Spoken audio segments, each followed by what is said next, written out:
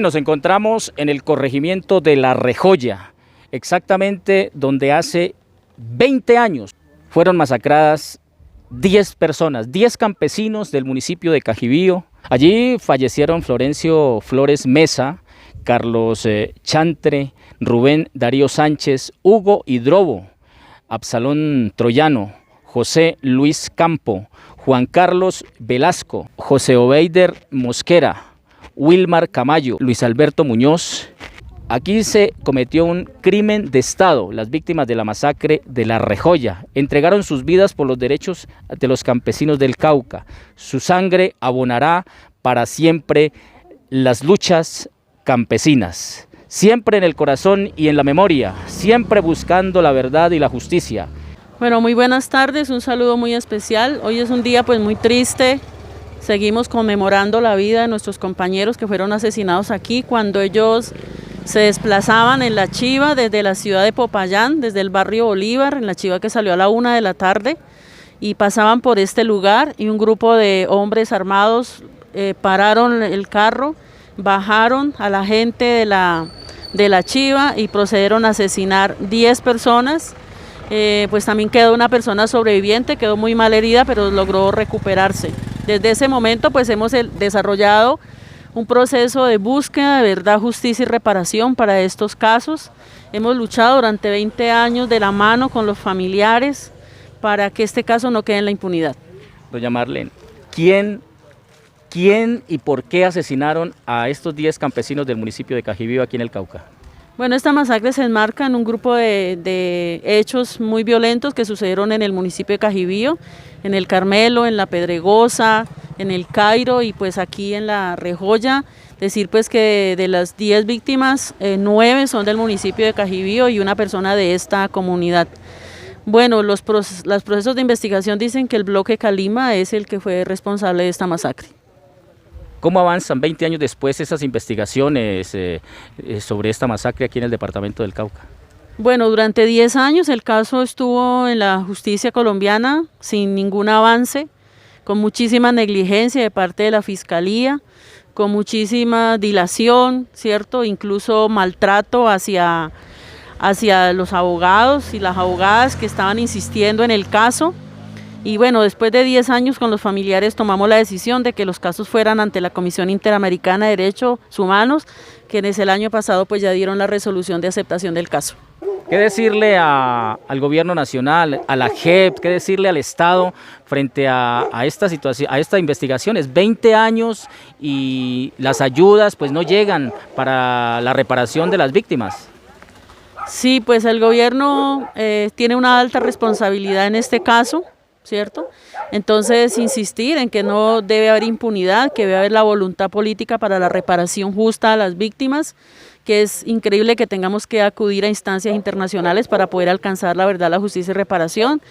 Entonces se requiere que haya la voluntad política para reconocer el caso, para reparar a las víctimas y sobre todo para que no haya repetición, para que no se repitan estos casos, porque hoy el conflicto se vuelve a fortalecer y vuelve a afectar las comunidades, ¿no? Los familiares tienen un gran dolor, tienen una gran angustia, ¿cierto? Y a veces pues el interés más es la verdad, la justicia, y digamos, no es que no gestionen, pero están más centrados en que haya verdad y justicia que buscar esa ayuda económica. Este es un grupo de personas que han recibido muy pocas ayudas, realmente no han sido reparadas lógicamente y han sido muy abandonadas también.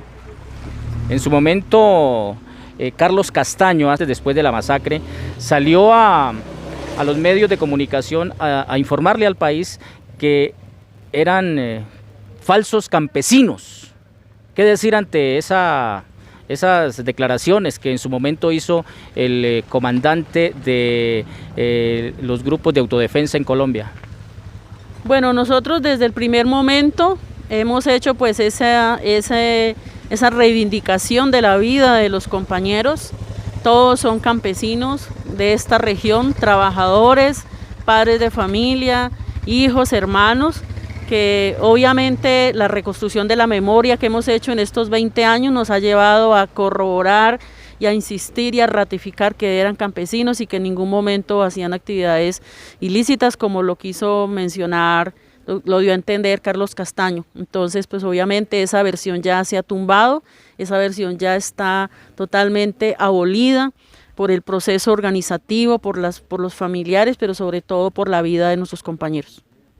Sandra Ruiz Mesa, ella es también la hermana de Florencio Flores Mesa, quien cayó abatido en esta masacre hace 20 años aquí en el corregimiento de La Rejoya, a escasos 5 kilómetros de la capital del departamento del Cauca.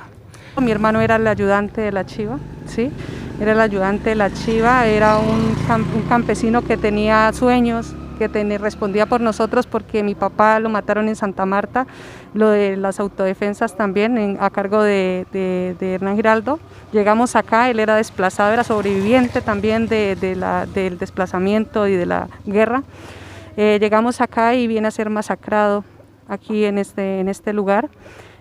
Ahora pues hay una sentencia de la Corte donde acoge el caso, donde Colombia realmente le quedó grande a la unidad de víctimas, le quedó grande al Estado, a todas las instancias, a la Defensoría, porque fuimos muchas veces a declarar, inclusivemente para que fuéramos reconocidos, nos pusieron un abogado oficio donde nuestros documentos se desaparecieron por 3 oportunidades. La persecución a nosotros como familias ha sido de una forma muy fuerte porque nos han desconocido los derechos como víctimas. Ni siquiera nosotros como víctimas estamos reconocidos en la unidad de víctimas, mientras que otras comunidades han sido reconocidas cuando realmente no son las verdaderamente afectadas. Nos entristece saber que muchos de nosotros perdimos todo en esta guerra y perdimos todo en esta masacre y que todavía no hemos podido rescatar nada de lo que perdido, ni siquiera nuestras tierras, porque apenas estamos queriendo nuevamente llegar al territorio para poder salvaguardar también nuestra vida y la integridad en el campo, que fue donde nacimos, donde sabemos únicamente estar, que es labrando la tierra. De parte de mi familia sí ha habido una persecución, no sabemos por qué, porque hemos sido desconocidos en diferentes entidades y pues cuando hemos buscado las ayudas hemos visto que llega persecución. No sabemos de dónde llegan, pero han llegado. He luchado por el movimiento social del Cauca, seguiré dando mi vida por el movimiento, seguiré la línea que me enseñó mi hermano a luchar por los demás, a la igualdad de los derechos. Y aquí soy una persistente soy persistente de que la vida tiene que reintegrarse tiene que ser reintegrada para muchas comunidades, pero también para nosotros las víctimas que hemos sido tan perseguidos, ya que mi vida, como tú dices, desde el estómago de mi madre he sido desplazada y he perdido todo, y cada vez he tirado a sobresalir y a luchar para poder seguir resistiendo y seguir apoyando a mis comunidades y seguir luchando por la reintegración de nuestros derechos. Ahorita estamos formando una asociación de víctimas que se va a llamar Florencio Flores Mesas, construyendo tejido social desde los territorios para poder reintegrar el derecho a nosotros, las víctimas de la masacre de La Rejoya.